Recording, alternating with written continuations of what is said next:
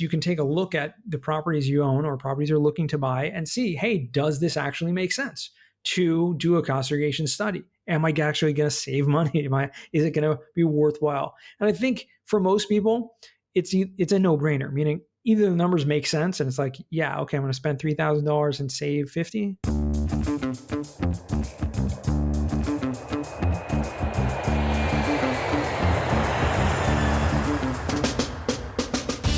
Welcome to Passive Income Pilots, where pilots upgrade their money. This is the definitive source for personal finance and investment tactics for aviators. We interview world-renowned experts and share these lessons with the flying community. So if you're ready for practical knowledge and insights, let's roll. Welcome back to Passive Income Pilots, everyone. It's your friends Tate and Ryan. How you doing, man? Doing great. Been a great summer, and I did something really cool. I climbed Mount Baker. I ran the Ragnar race with my Spartan team, and I just hiked a 21-mile through hike in the Enchantments. And I did it all in 5 days. So I did 55 miles and about 15,000 feet of vertical. I was proud of myself. That's incredible. Pat on the back. That's amazing. Yeah. I only was back from Europe for about a week, and then I got called by my company to see if I wanted to ferry an A321 to the Philippines for the first aircraft's heavy check. Which was kind of cool. So got to go to Guam. Never been there before. Did an 18-hour layover in Guam and then over to the Philippines with an empty airplane with a couple of mechanics on board. That was pretty fun. Never. That's my latest. Never a dull day in Tate's life. My most recent flying story was I rented a 182 Skylane out of Everett Payne Field and flew my kids up to Orcas Island. We did our annual airplane camping trip where you actually take the kids and you camp under the wing, a lot of cool warbirds flying around, biplanes, stuff like that, right off the runway. And then what's cool about Orcas Island, they give you free bikes, free courtesy car, and you can go into town and hang out and do the shops, and the kids just absolutely love the time with Dad. So anyway, that's so cool. What are you working on deal-wise? Got to do some more GA flying. Yeah. Well, we're launching a deal. We actually, by the time this episode is live, it will probably be launched. This is going to sound funny, but we're doing a Spartan deal at Turbine Capital. And the reason we do this is because we are a capital partner. We work with about 6 or 7 different operators from this at this point. We've done 4 deals in the past with Spartan. It's kind of funny now that we're running a podcast together and we would both sort of have the same offering open. But anyway, let me explain a little bit about that. So what we do is we aggregate capital from investors. We are a capital partner to syndicators and operating partners like Ryan. We are ambassadors to our investor group, where we do a ton of due diligence on the operator themselves and these particular deal before it ends up on our platform. And then by aggregating a large pool of capital, we're able to go and buy Spartan's best share class and actually offer our investors the same or better returns than they'd be going direct to sponsor. So sorry, Ryan, but I think if you want to invest in the growth fund, Spartan's growth fund, and you haven't done it already, we have that offering open on our platform. And because we're buying that highest and best share class, we get better economics where we take more of the profit split than Spartan does if you were going to go direct. Collaboration. So anyway, we have that open. I'm really excited about that. Yeah, collaboration beats competition every day of the week, and we are absolutely collaborating here and partnering. So really honored, privileged to have Turbine Capital partners. So no love lost there at all. Really excited. And that fund has some really amazing deals in it. We're actually, we just put 2 properties under contract here in Washington State, where we're building new developments here. So we're pretty excited about that. In addition to the 3 other properties already slated to close and start and break ground in the growth fund. So really great timing on that deal. Go ahead, Tate.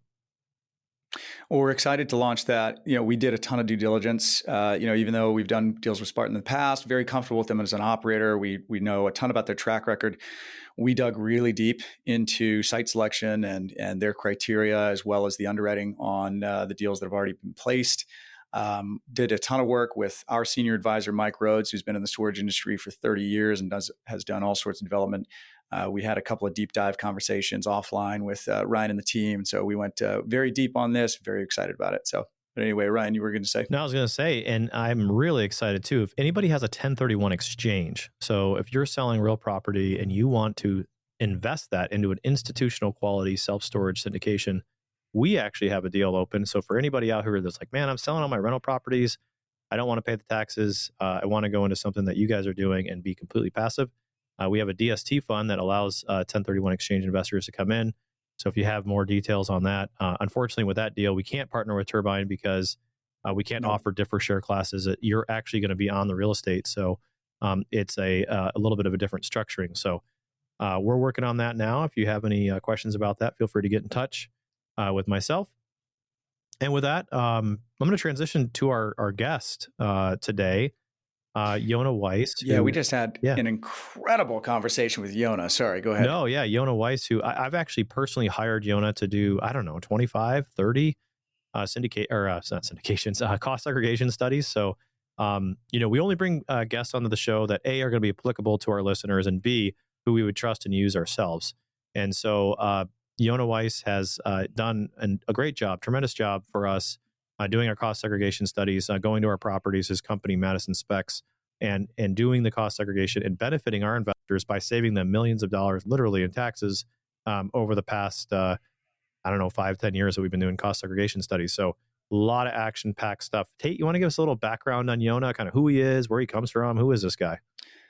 Yeah, Yona he's talk about a personal branding expert. He had just branded himself as the cost segregation expert, and he really is. So he's a powerhouse with property owners' tax savings. He's a business director at Madison Specs, which is a national cost segregation leader. They do cost segregation studies in all 50 states, and he's assisted clients in saving hundreds of millions of dollars through cost segregation. He's also has a background in teaching, which you'll hear about, passion for real estate investing and helping others. And he also is the host of the Weiss Advice podcast.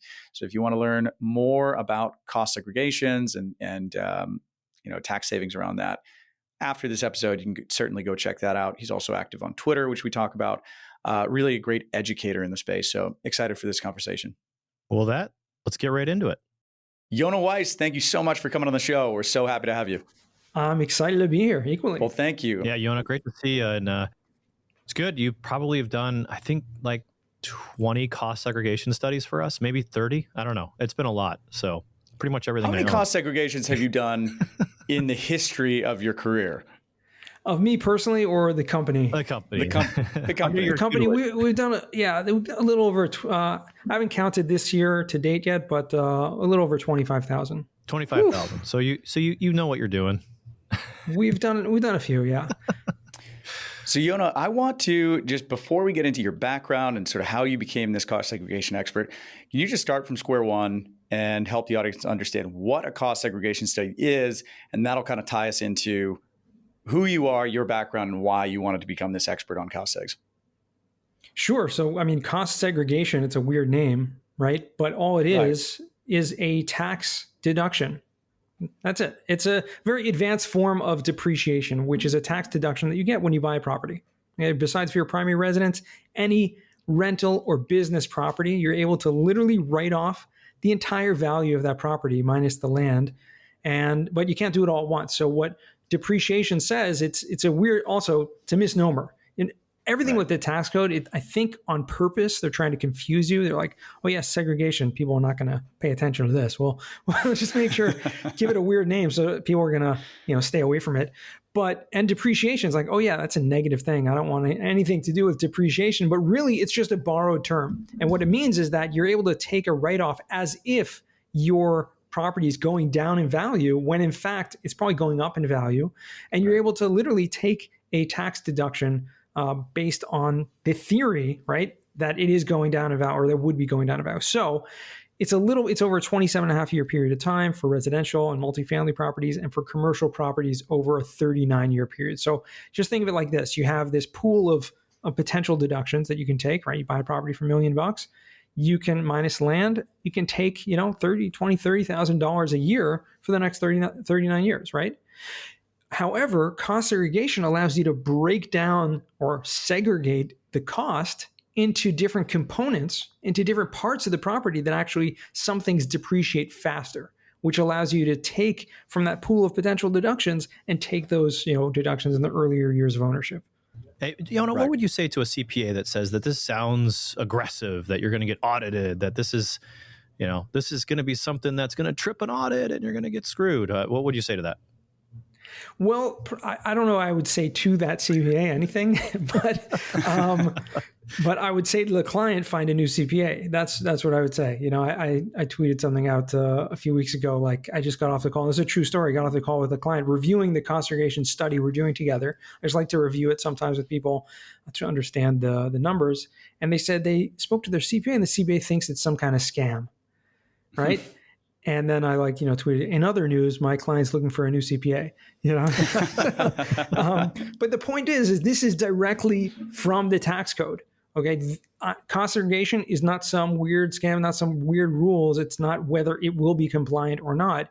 And it does not trigger an audit because it's actually considered by the IRS the correct or proper way to depreciate your property, to break things out into their respective, lifespans. Yeah, that's exactly what Toby Mathis said on episodes 10 and 14. We'd have to obviously tee those up. If you haven't gone back and listened to episodes 10 and 14 with Toby Mathis, we talked a lot about this, but I'm excited today to really deep dive into this. So sorry, Ryan, you were talking about cost segging on all of your properties. No, I've cost segged every property I've ever owned, and I've never been audited. Knock on some serious wood here, but I haven't been audited, and so it doesn't automatically trip an audit, and I'm walking proof of that. So how long has this been around? So it's cost segregation. This isn't something that's like brand new, right? It's not something that came out yesterday or a shiny new object. How long has it been here?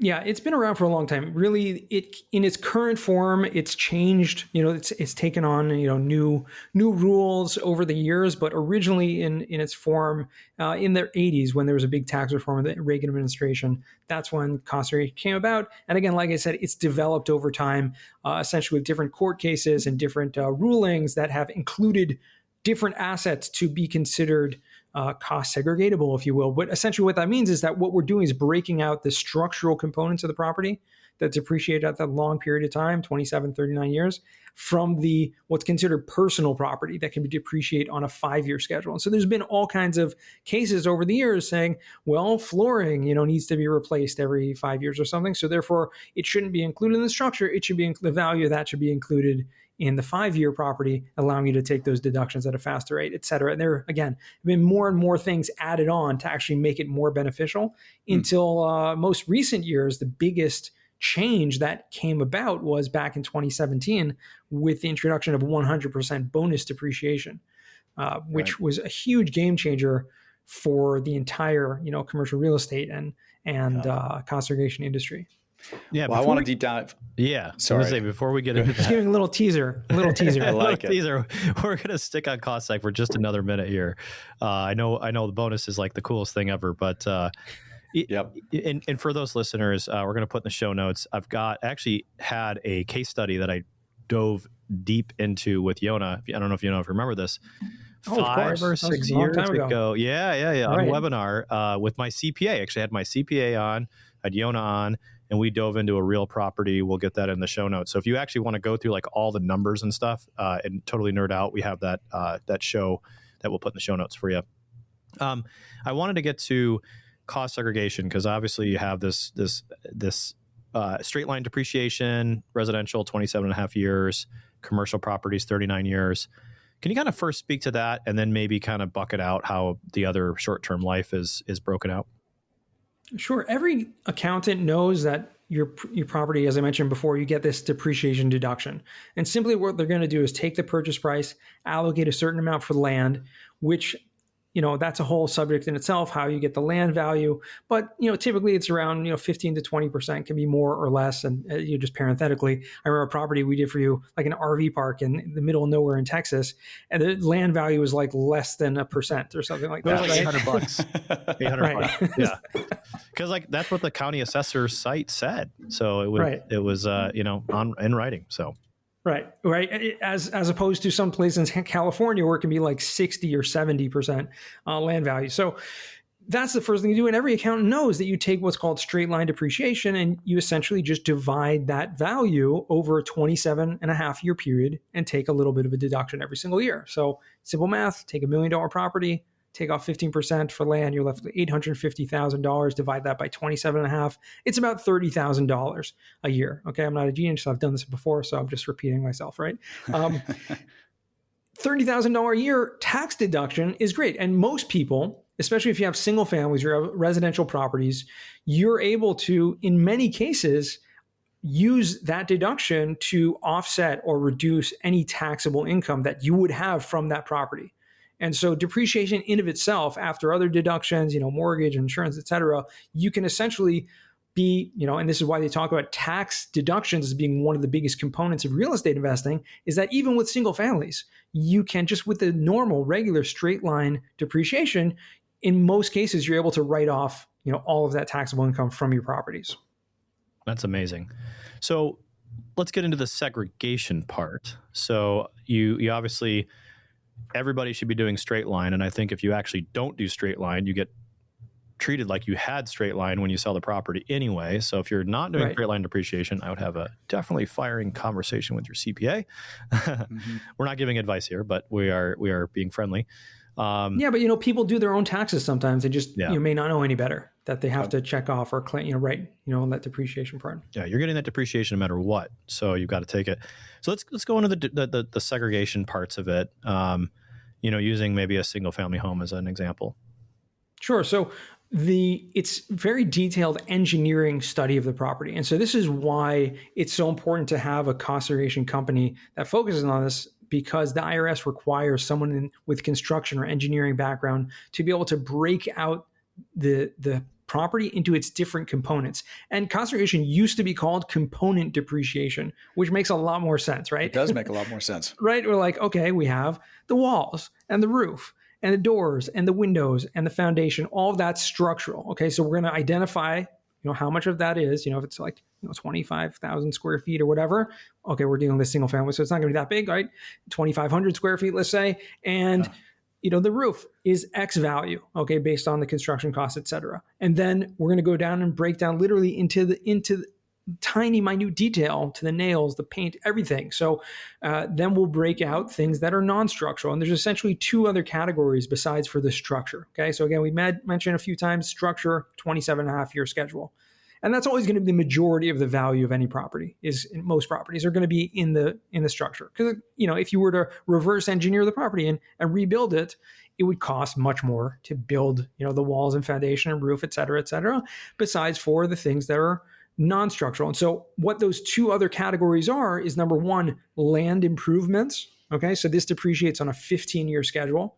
And that includes anything outside of the property. And so land doesn't depreciate, but anything that's on top of the land does. And you may think that's insignificant, but when you look at a property, even a single family, you have a sidewalk, you may have some landscaping, fencing, stormwater drainage. If you have a swimming pool, that's huge. It's concrete. All of that has value and can be significant value. That now we can identify what the value of those components are, take the depreciation over that 15-year schedule. So we're accelerating the depreciation deductions, again, pulling from that pool of potential and then just front loading that. The other main category, sorry, go ahead. No, I was going to say some other great examples of like land improvements that can be substantial, or things like golf courses, RV parks, mobile home parks, where there's a lot of utility infrastructure that's going into land improvement bucket. But yeah, no, you're absolutely right. And that's one thing that gets overlooked a lot because, people think, oh, I have a mobile home park, an RV park. Like, what's there? It's just land, right? Land doesn't depreciate. And then you're like, oh, but what's on top of the land does. So the concrete pads, under each home, it's huge. And so actually mobile home parks, RV parks can be one, as you know, can be one of the greatest asset classes for cost segregation because there's very little structure. So we're doing this a little bit backwards, but I think this is a perfect opportunity to talk about your background because, we were talking a little bit before the show and how, a lot of airline pilots, myself and maybe even Ryan included, became accidental investors in the beginning where, we started buying up rental properties and started getting a little bit more sophisticated. So walk us through your journey. Let's go back to the beginning of the show where we say, okay, tell us about your background, where you're from, how'd you get into real estate, how'd you learn about cost segs in the first place? Sort of walk us through that journey. Yeah, well, I guess, in that light, I'm probably an accidental cost segregation expert, like Yeah. I didn't start out, thinking, oh, when I grow up, I want to be a cost segregation expert. But I was a teacher for many years. So about 15 years I spent time, and, I ran a nonprofit organization for needy families and widows, orphans, and things like that. People had, tragedies. And so my, day to day was involved with that. Well, doing that for about 15 years, I didn't really have any background in business or finance or investing or anything like that. And so I ended up, growing a large amount of student debt, and then, more debt piled on top of that. With a growing family, it was just becoming almost unbearable to really keep up and keep our heads afloat.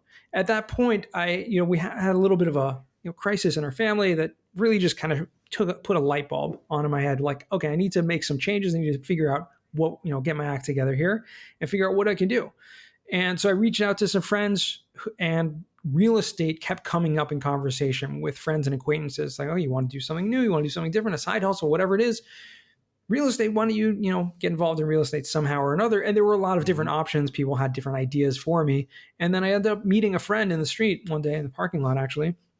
And he said, oh yeah, I didn't know. I knew he was in real estate somehow, but I never really talked to him about it because I wasn't really interested. I was like, hey, I'm looking for an opportunity. What do you think? He's like, you know what? I was a mortgage broker for many years, and I just left this company. I'm going off on my own. You should come join me, and I'll just teach you, everything I know about commercial real estate. I was like, okay, great. Turns out he not only was a successful mortgage broker, but he was also, hard money lender, and he also owned his family owned properties, and he was doing property management, asset management, remotely, all kinds of stuff. So I sat in his office for about 8 months or so, almost every day. And I just learned from him, and we, closed some deals, we sourced deals, cold call, all the good stuff that had to do with commercial real estate, to the point I had no idea. I didn't know what all, cap rates and LTVs and all this stuff. I knew nothing. He was like, I was a mortgage broker. I remember our first conversation. He's like, I'm a mortgage broker. I'm like, what does that mean? Right. What's a mortgage broker? What's a mortgage, right? But little by little I learned, and I think because of my teaching background, I was able to really use that to my advantage to learn things very quickly and be able to give them over and teach. So fast forward a few years doing that, and I did some fix and flips. I ended up getting my residential broker's license, also just getting involved in real estate, learning different things, until I was introduced to this company, Madison Commercial Real Estate, Madison Specs, and they were hiring, and I was interested in a new opportunity in business development. It just worked out. Had a conversation. It sounded great on paper, and it was like, okay, good people. And in fact, I had reached out to one of my mentors at the time, a person I'd known who's a very successful industrial real estate developer. He's developed over 15 million square feet of owned, and it develops for himself. So I was like, hey, you heard of this thing called cost segregation? And he's like, oh yeah, sure, I like cost segregation. I'm like, you heard of this company, Madison Specs? He's like, yeah, sure. We use them for all of our cost segs. I'm like, okay, great. So he's like, yeah, go for it. They're good people, good company. And that's kind of, the rest is history. I love it. That's amazing. So when you started doing cost segregation studies and when you started learning about them, did you apply that to any of did you own personal properties at that point, single family homes, single family rentals? And did you do some cost segs on those, and how did those go? I didn't actually, because at that point I had done only fix and flips. And so I never had any actually rental properties, right? Which is important to note. A lot of people think, oh, can I do a cost seg on a fix and flip? And so the answer is no. It needs to be a rental property that you're holding. And that's only then can you take a depreciation deduction. Understood. What does it look like if someone owns, let's say, a couple of properties, and they're just finding out about this, and they say, this sounds interesting. I think I should explore this. What is it? Because we look at cost segregation studies on syndication deals, large self-storage facilities, mobile home parks, all day long, but it's a little bit more rare to talk about. Let's start cost segging personal rental properties, right? So how much do these things cost? What does the process look like? And what are the pros and cons of doing them?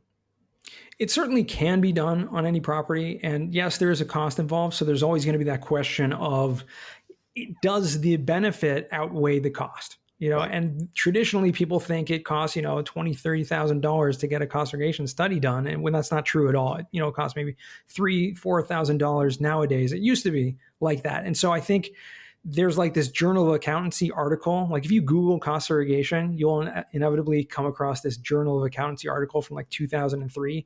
And it says this is, cost prohibitive for any properties, because it costs like $30,000 on average to get. So people Google, I've actually seen people like copy and paste that article into like a blog post about cost segregation. It happened twice that people like tagged me on social media on like this blog article, and it was literally like a copy and paste of this article. And I could tell because I knew the article. I was like, this is not only it's plagiarism, but it's also outdated and wrong. Right.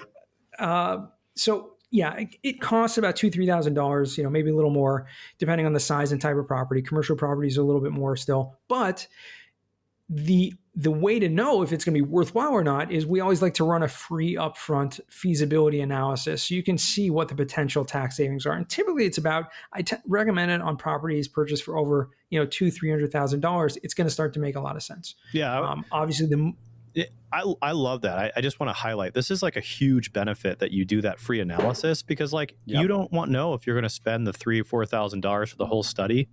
That is basically going to tell you what you're going to save in taxes. And that's huge. And we did that at Spartan. So we use Madison Specs to do our cost segregation studies. We would do that preliminary study.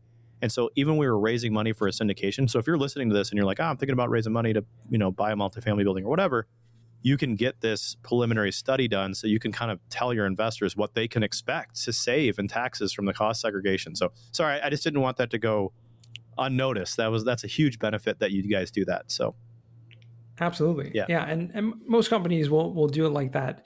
And the important thing to note is you asked, Tate, about the pros and the cons. I think one of the biggest cons that comes along with cost segregation is that there are rules as who can actually benefit from these deductions. So yes, we talked about getting these deductions, and I didn't really go too much detail into how much it's actually gonna save you. But like on $1 million property, just kind of going back to our example, and you're getting that $30,000 deduction every single year. Well, with the cost segregation, you can literally pull sometimes 20 or 30% of those deductions, potential deductions, into the first year, the first few years. So instead of like, $30,000 a year, the first 5 years, you can cumulatively get, $200,000-$300,000.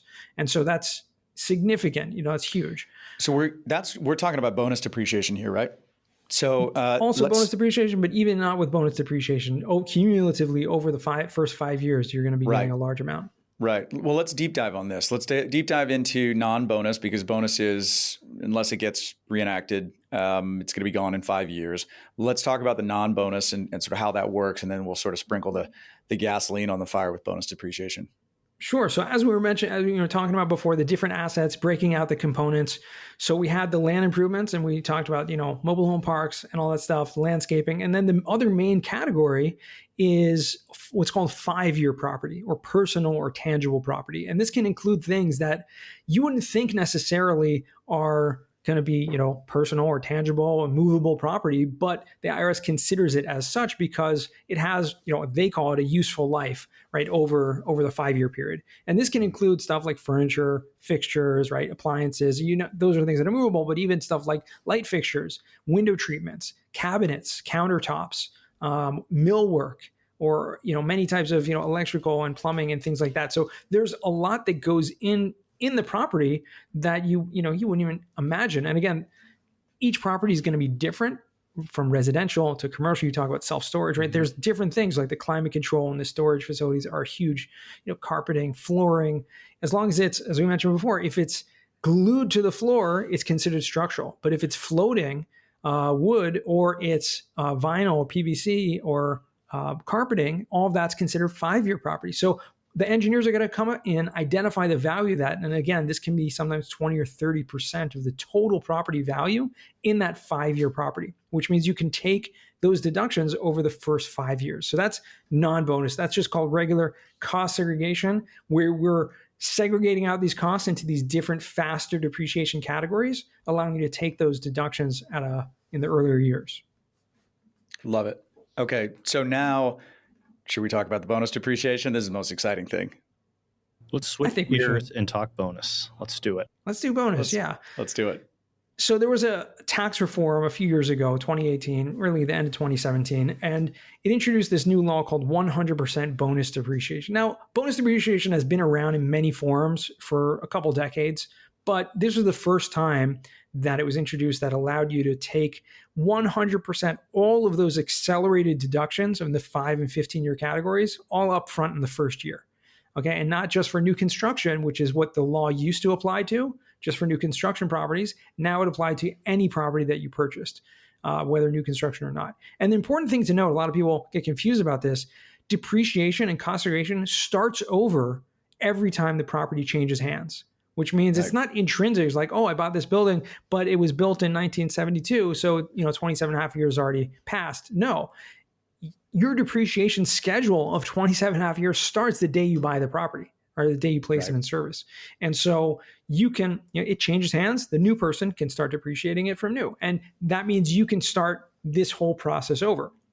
Now, bonus depreciation was introduced, like I said, the 100% bonus, which allowed people to take this huge amount of deductions in the first year. Now, this year, 2023, at the time of this recording, it's gone down and it was in the plan to start phasing out, as you alluded to. This year, it's 80% bonus, which means you can only take 80% of those accelerated deductions in the first year. And then the remaining 20% will still be spread over that 5 and 15-year schedule. Another really important thing to note, I think you also asked earlier about, what about someone who owned, was an accidental investor and maybe owned a property or two or whatever. I know like Ryan had a condo and this and that, like what, I never did cost segregation. I never knew about this. Good memory. You can go back and I have this weird memory.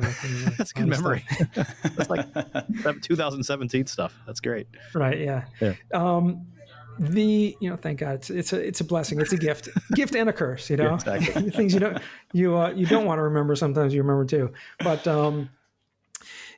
you can go back and without actually even having to amend your tax returns, you can take those deductions. You can do a cost segregation now and basically catch up whatever depreciation you missed that you could have taken in previous years. And this is really important to note when it comes to the bonus depreciation. If you didn't do a cost segregation study and you bought a property between 2018 and 2022, you can still claim 100% bonus depreciation, even if you file taxes for that property and do the costing in 2023 or 24. Huge. Because it goes after when it was purchased. That's huge. Even if you, and this is something that Toby Mathis brought up, even if you sold it. So if you bought a property in 2018, you sold it last year and you're like, God, I never did that cost seg. You can actually, as long as you still have access to the property, is that true? That you can still run the cost seg retroactively? As long as you didn't yet file taxes. Yeah. Got it. And meaning it has to be in the same year that you sold the property. Like right now, this year, 2023, you sold the property earlier this year, right? And you can still do the cost seg for 2023 taxes. If you can get into it, right? Oh, obviously, yeah. Right. And I want to pull on that thread because a wise man once told me that it always makes sense to cost segregate. So why would somebody who sold property and realized a gain want to go back and do cost seg? What's the benefits to that? So it probably wasn't a wise man that told you that, because I wouldn't say that. A wise man. I like it. I like it. But good dad. But there's what's wise advice. That's what it's all about. Podcast. Yeah, there you go. Yeah. There are many times and occasions where you wouldn't want to get a cost segregation study done. And the main reason is if you can't benefit from those deductions. And I alluded to earlier that if you're not a real estate professional, so there's a special rule in the tax code that says that, well, first let's back up a step. When you have a rental property, that income from that rental property is treated as what's called passive income. Now, it may not be passive whatsoever, but the IRS treats it as such, and it's taxed differently than your active or your W-2 or 1099 or other type of portfolio income. That being said, depreciation and cost segregation, again, I'm using them interchangeably because it's just like it's an accelerated depreciation. That can only be used to offset your passive income, meaning your rental income from any properties that you have. So if you have multiple properties, all the income is lumped together in one bucket and all the depreciation is lumped together. And so you can use the cost seg for depreciation from one property to offset income from all your properties. However, if you are a real estate professional you can actually use those deductions not only offset your passive income, but also to offset your active or your W-2 or your spouse's W-2 income. So the main reason why I would say it's not beneficial to get a cost segregation study done is if you don't have that real estate professional status and don't have a lot of passive income or passive gains from the sale of real estate, you're just going to create all these passive losses, they're called. And sure, you can use them next year. They'll carry forward. You can use them in the future, but you're not really going to have much benefit in the current year. That's the first and foremost reason not to get it done. Good points. Let's talk about the real estate professional status real quick, because this is a topic we talk about a lot. We talked about it with Toby Mathis. We're planning on doing episodes that are just dedicated to this, but it is one of the most powerful strategies for reducing your tax liability under the sun. So I think anytime we have a chance to talk about it, let's dive into it. Let's spend the next 3 to 4 minutes just sort of outlining how this works and how you can take advantage of this, or maybe your spouse can take advantage of it. Yeah, so the IRS says, and I always like to kind of preface this with one of my favorite paraphrased quotes from George Orwell's Animal Farm, right? It says, like, all animals are created equal, but some are more equal than others, right? So too when it comes to taxpayers, right? They're all equal, right? But some are more equal, meaning having this real estate professional status, and I'll define exactly what the IRS's guidelines are, like I said, allows you to kind of bypass this rule of only using depreciation to offset your passive income. You don't have that limitation. You can use that to offset all your income. So if you're a real estate broker, right, and you have a lot of income, you need to have some rental properties also. And so the rules are essentially you cannot have a full-time W-2 job and also claim real estate professional status. Well, I will jump in and say airline pilots are one of the only high-paid W-2 professions that can actually pull this off, because it's based on block hours flown. The highest number of block hours that we can fly in a year is 1,000 hours. So I'll just jump in there. Yeah. But yes, please continue. No. So it's really important. Generally speaking, it's very hard to do. However, you're absolutely right. There are exceptions where you may be able, but the key to this is two things. Number one, the IRS's rules say that you have to spend more than 50% of your time in the real estate trade or business, and that includes managing, operating, acquiring, constructing, renovating, et cetera, anything dealing with actually your own rental properties. And the second thing, which is really important, the most important part, is you actually have to log those hours.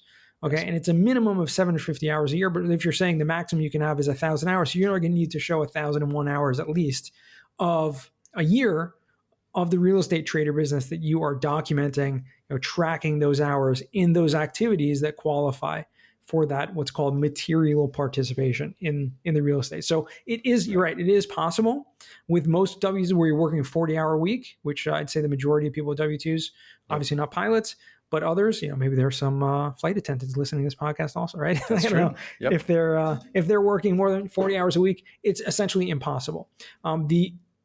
If your spouse is a real estate professional, then you automatically get it as well, which means that's a great option for someone who's a high income earner and their spouse is a real estate professional, owning rental properties, investing in real estate, can get you this, like you said, one of the most powerful tools in the tax code to essentially reduce your tax liability to zero if done right. I love it. So just to clarify, if your spouse is able to qualify as a real estate professional, 750 hours, logs the time, and it needs to be contemporaneous and reasonable. So you said you met with your property manager for 6 hours, that's probably not reasonable. Right. But log the time, at least 750 hours, and also more than 50% of any time spent in any other trade or money-making activity. And also, we cannot combine hours, just to clarify that. If I did 250 hours and my spouse did 500, that would not qualify. One person has to log the entire 750. Now, once you accomplish this means that all of your passive income becomes active income, right? Because now real estate is considered your materially participating in real estate. So all those depreciation benefits are considered active, right? Right, exactly. And so you were able to use those losses to offset your active income. I think it's a good point to kind of mention a couple exceptions to this rule, right? Besides for the real estate professional status. One is, and this is the most common one that most accountants get, and even the ones that kind of have a pushback when it comes to cost segregation, they'll know this rule, that there is if your adjusted gross income is under $100,000, then you're able to claim $25,000 of that passive losses, those depreciation deductions, to offset your active income. So that's one case where if you're making under $100,000, you can take $25,000 deduction, but it's capped at $25,000 and actually phases out up to $150,000 of adjusted gross income. So if you're making $150,000 and above, this rule does not apply to you whatsoever. But if you're making between $100,000 or $150,000, then it's between $25,000 and $0 of that deduction. That's one of the most common exceptions to this rule of the passive activity losses and using them against your active income. The second and probably the most relevant, sorry, you want to go ahead? No, go ahead.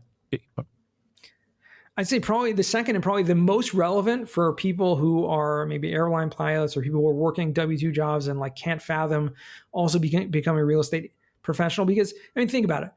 Even spending an extra 1,000 hours a year is a lot. That's a lot of time, right? Yep. And so you're going to need, if you're self-managing your properties, but there is another exception to this rule that they call the short-term rental loophole. Now, it's not really a loophole because it's literally directly in the tax code and the passive activity rules, section 469, but it is, it's not, the way that it's written wasn't necessarily intended for what we know today as Airbnbs and short-term rentals, where a lot of people are owning them and self-managing and then renting them out, even if you access them remotely. Like it used to be if you were like running a hotel or you had like a little bed and breakfast in your house and you were like helping people and do that.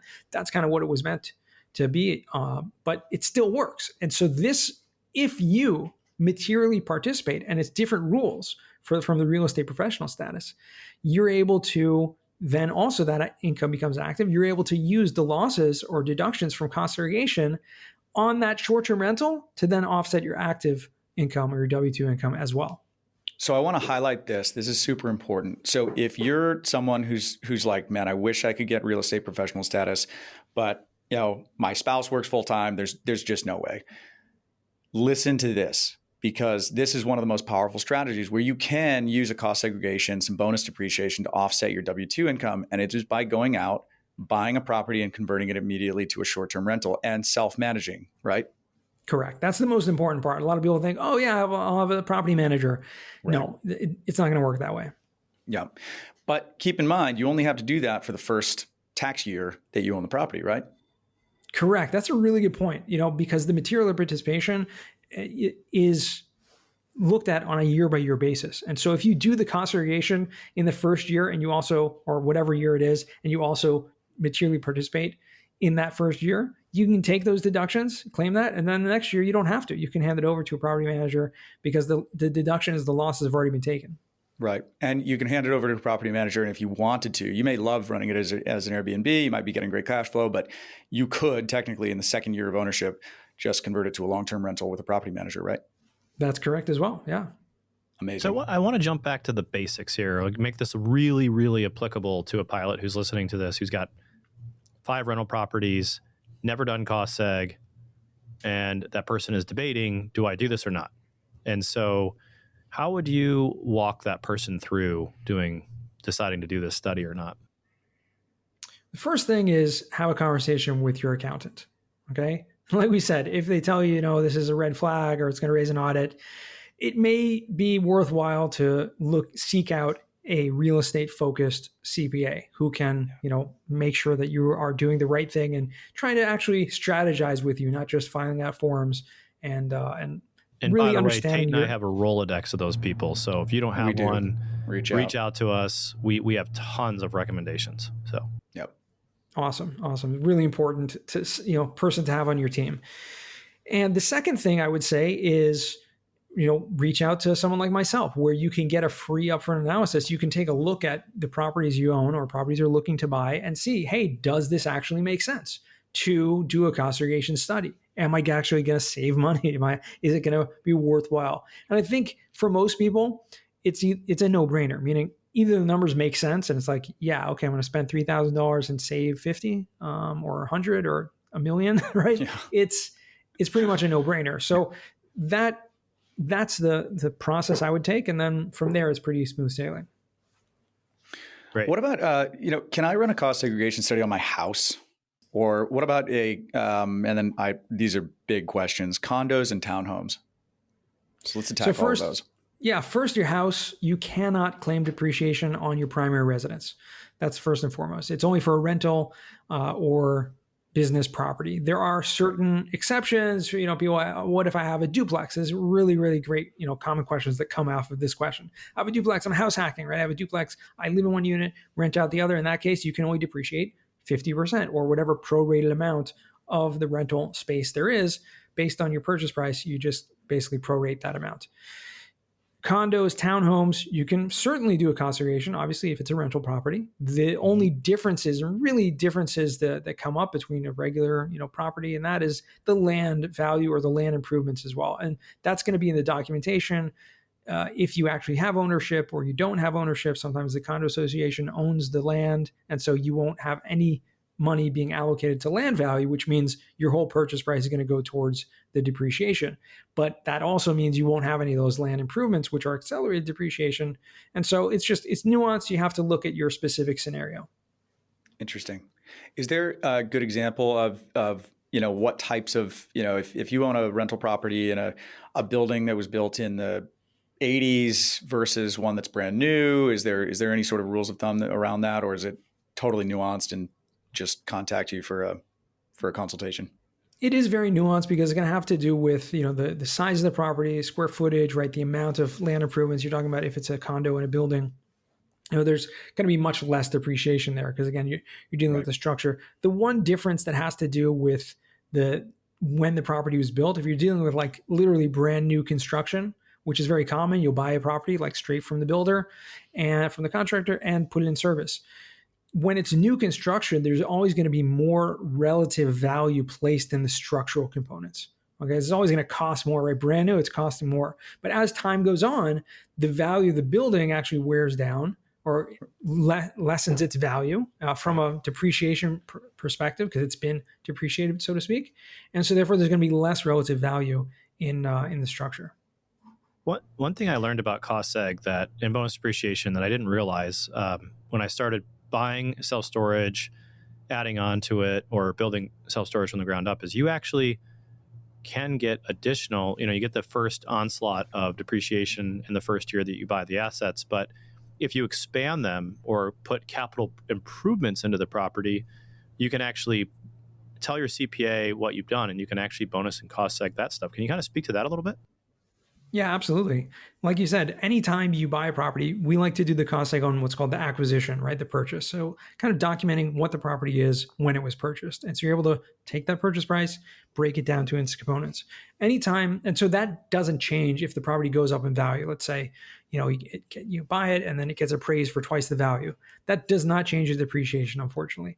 Right. The only thing that is going to change that tax basis, as it's called, is if you add capital improvements, you add money into the property. In your case, right, you build more facilities on the land, right? So any money that's spent, you can now depreciate those costs as well, and it can be cost segregated for any improvements that's put in. And I think let's apply that. What's that? Yeah, I was just going to say, let's apply that to an example of someone who, let's say, owns a fourplex.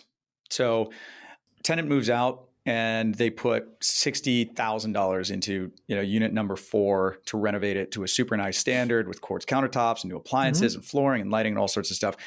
Would that make sense? Because you'd have to run a new cost segregation study at that point, right? So we do what's called like an updated or renovation study. And it's really important that the cost segregation is done before any renovations are completed. Mm-hmm. Because if not, then you're not able to double dip. You're not able to claim, right, the accelerated depreciation deductions on the things that are already gone from the prior. You're not able to take a deduction, a write-off of something that doesn't exist anymore.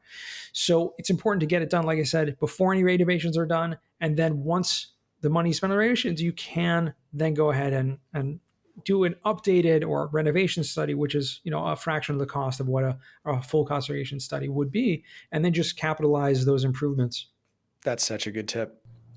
Yeah, it's huge. Yeah, it really because it was kind of neat. Like we take the deal that you're in, Mini West. We bought the property.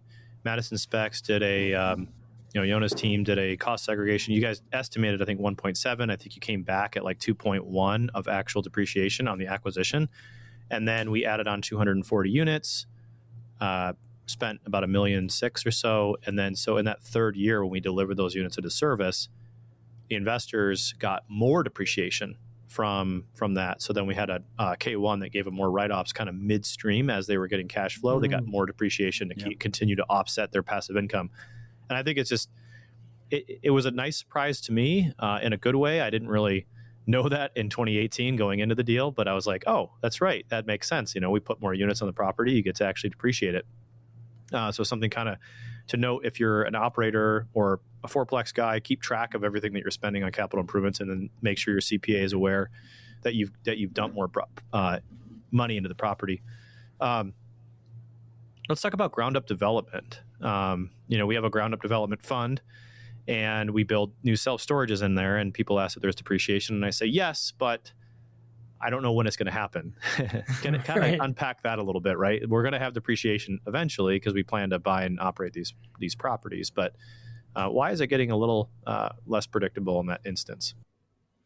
Because depreciation as a deduction can only be claimed on a rental property once it's considered placed in service. Okay, that's the language of the IRS. So you can only claim the depreciation or start the conservation once the property is in completion. Now, if it's coming in stages, you may be able to do it in stages, but essentially ground up development, you can take all those costs and segregate them and break them down to the faster categories only once the project's been completed. That's great. Right. Now let's talk about this lower leverage environment that we're in. One thing that was quite frankly a little bit of a disappointment or a surprise to us this year was one of our funds that set out to buy self-storage took on less leverage because the interest rates are higher. So that's requiring more equity to go into the deal. And then we obviously have more investors to share that depreciation with. So have you kind of run into this with other clients? Kind of a disappointing number this year for depreciation. It is, because the depreciation is going to be based on the purchase price, whether you have financing or not. So, in a simple example, let's say, just keep it simple, you have a $1 million property investment and you have 10 investors and everyone owns an equal share, and they come in with all cash and it's $100,000 right each, and you're able to get 25% depreciation. And let's just keep it simple with bonus depreciation taken the first year. That means that each one of you is going to get $25,000, because 25% of the million, 250, divide that by 10, each one's going to get 25,000, meaning you're going to get 25% of your invested capital as a first year depreciation deduction. Now let's use that same scenario where you have 10 investors, but instead of a $1 million property, you're using financing, right? And so you're using a 75% leverage, let's say. And so you're able to get a $5 million property for that same $1 million of invested capital from those 10 investors who are putting $100,000 each.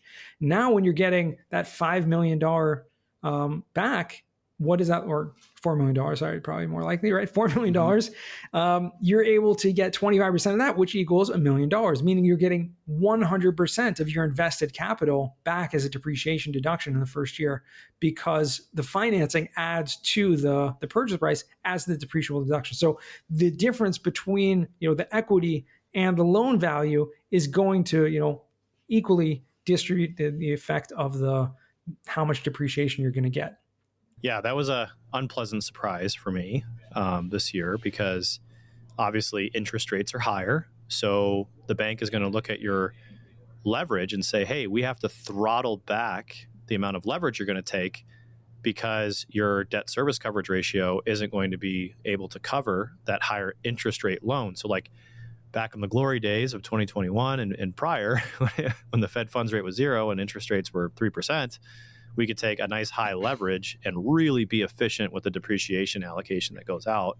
And this year, when we were leveraging less, we're now like 55, 60% leverage on our assets, which is great for risk, but not that favorable for depreciation. So something to think about as an investor as you go on, and add on to the fact that we also have a declining bonus depreciation amount. Right. Is this year 80% or is it 60% now? Yeah, 80. 80. Okay. 2023 is 80, correct. Yeah. So hopefully we can get bonus depreciation back.